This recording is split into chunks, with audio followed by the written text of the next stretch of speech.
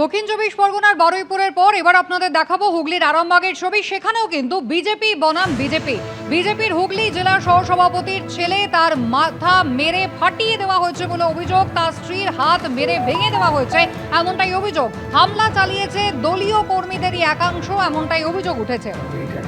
গেটটাকে ভেঙে ঢুকে একবারে এইখানে তো দুয়ারে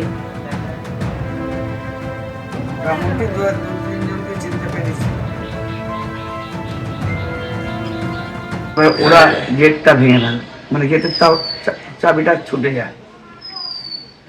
চাবিটা ছুটে গেলে ওরা এইখানে চলে আসে। আমার স্ত্রী বলে কি হয়েছে বলে এগিয়ে যেতেই আমার স্ত্রীর হাতে মারে শাবল দিয়ে, লোহার শাবল দিয়ে। কি করে বুঝবো কারা? এখন উত্তম কুণ্ডুর সঙ্গেও আমার একটা ফাইট চলছে, বা ও গ্রেপ্তার হয়েছে, ওখানেও হতে পারে।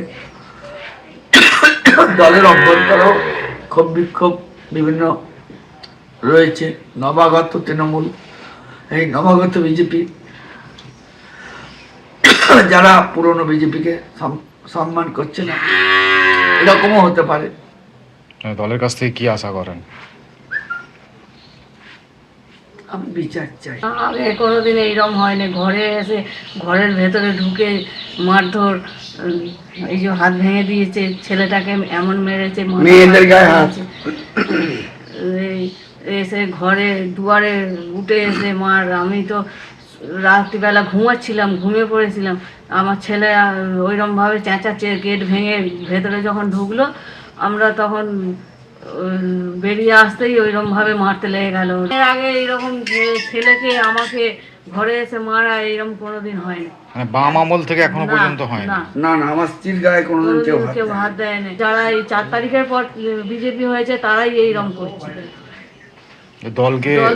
দল এটা দেখা উচিত যে কে বিজেপি আর কে তৃণমূল, সেই হিসাবে দলের চিহ্নিত করা উচিত।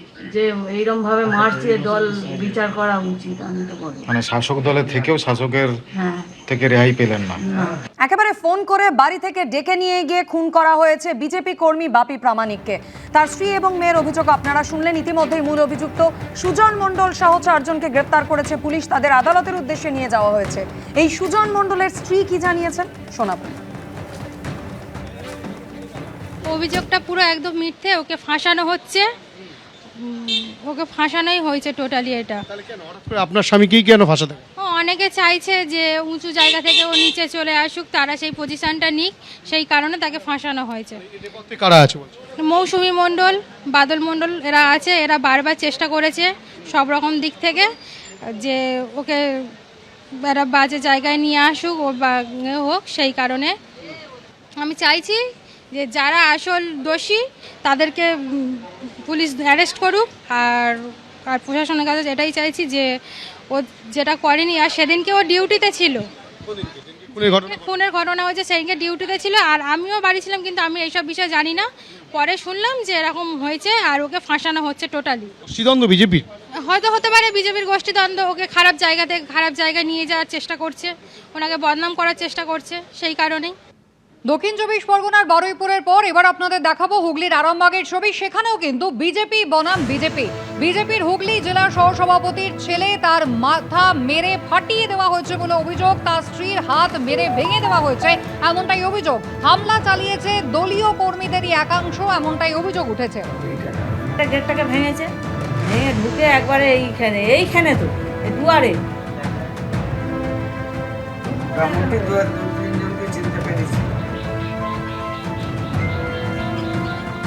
ওরা গেটটা ভেঙে দেন, মানে গেটের চাবিটা ছুটে যায়।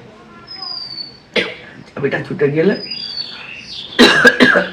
ওরা এইখানে চলে আসে। আমার স্ত্রী বলে কি হয়েছে বলে এগিয়ে যেতেই আমার স্ত্রীর হাতে মারে শাবল দিয়ে, লোহার শাবল দিয়ে। কি করে বুঝবো কারা?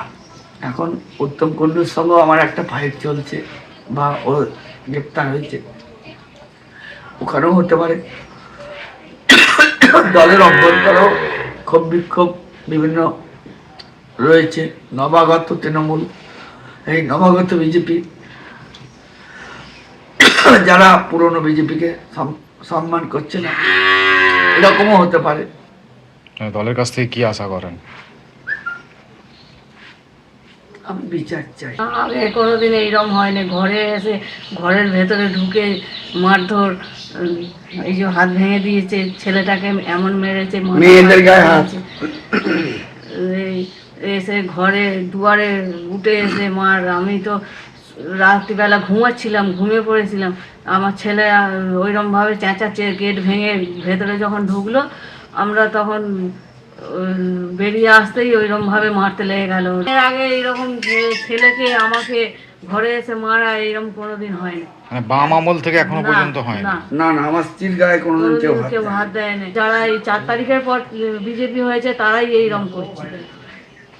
দলকে দল এটা দেখা উচিত যে কে বিজেপি আর কে তৃণমূল, সেই হিসাবে দলের চিহ্নিত করা উচিত, যে এইরকম ভাবে মারছে, দল বিচার করা উচিত। আমি তো বলি মানে শাসক দলের থেকেও শাসকের হ্যাঁ, থেকে রেহাই পেলেন না। না। এবিপি আনন্দ এগিয়ে থাকে, এগিয়ে রাখে।